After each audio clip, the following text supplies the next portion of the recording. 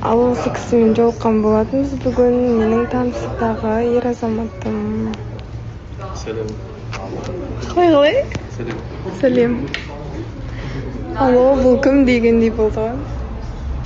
Сол осындай керемет жерге келген болатынбыз. Қазір тамақтанамыз. Суреттер өте ерекше екен. Иә. Қайырлы кеш, қалайсыздар? Кешкі ас уақыты келді. Мен қазір Қара Шаңыраққа келдім, әке-шешем үй жағына. Бұл жақта бізде бала-шаға көп, ағамның 4 баласы бар, өзім балам бар. Қазіргі кешкі ас уақыты табылып қалды. Сол себепті мен қазір Біздің үйде чисто эксперименттер кетіп жатыр, короче. Ательеде жұмыс жасап жатқаныма 10 ай болды. Декреттегі анамын. Үйде отырып ақ мен табыс тауып отырмын деп біздің ательедегі Это ужасно. С ребенком попить пиво. Это ужасно. Это стресс. Это не по-казахски. Это кошмарито.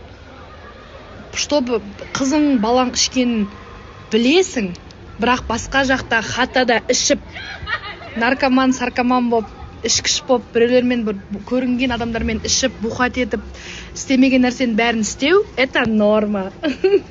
Зачем мен ішіп? Это же не по-казахски. Хатада сен білмейсің, кіммен, с кем-то бухает, ходит, саған айтпайды, шешеңе қыстырмайды, потому что қорқады. И от кого-то что-то там будет, или жігіттің бір қызды бірдеңе қояды, или там какой-то вирус. Это нормально, ребят, это по-казахски. Айтып жатқандай, шынымен де послеродовая депрессияға білмеймін енді 90% қыз келіншектер ұшырайтыны рас. Әсіресе босанып келгеннен кейін өз-өзіңді қабылдай алмау, одан бұрын даже босануға біз дұрыс дайындалмаймыз да.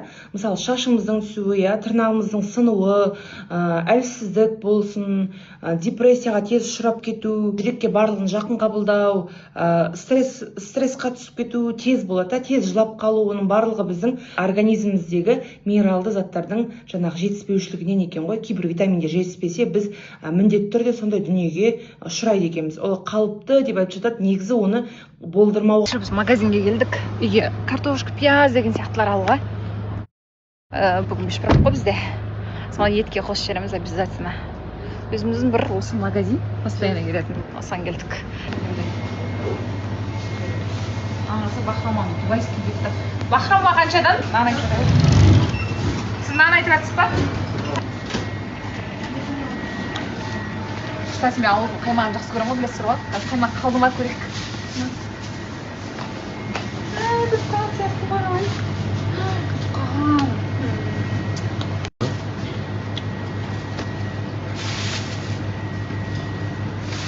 Үшеу аласың, не? Иә.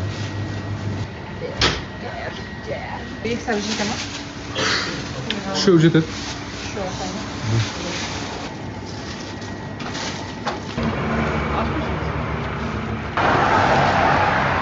Екінші баламда да опыт жоқ қой.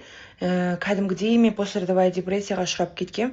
Неге? Өйткені жаңағы терінің салбырауы бар, ішімнің жыртылуы бар, терілердің жыртылуы, шашымның түсуі, тырнағымның сынуы, капец болып кеткен.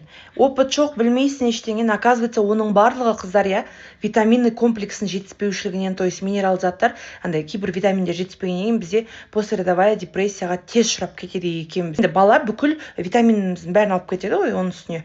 Соған дайын болмағаннан кесір екен. Осы 3-ші бөпемнің алдында көтеріп жүрдім ғой, сол кезде маған врачтың совет бергені күшті бір не болған. Витаминный